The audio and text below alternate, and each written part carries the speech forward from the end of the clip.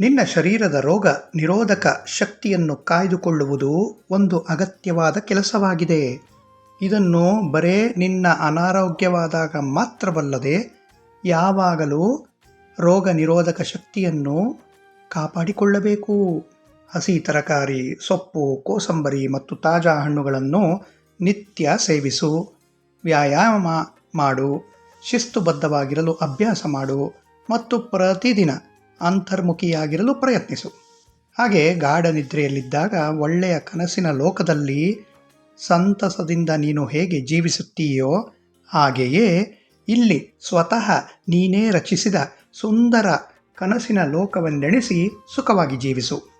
ಯಾವ ಜಗತ್ತಿನಲ್ಲಿ ನೀನು ಜೀವಿಸುತ್ತಿದ್ದೀಯೋ ಈ ಗ್ರಹವು ಬ್ರಹ್ಮಾಂಡದ ಎಲ್ಲ ಕ್ಷೇತ್ರಗಳಿಗೆ ಹತ್ತಿರವಾಗುತ್ತಿದೆ.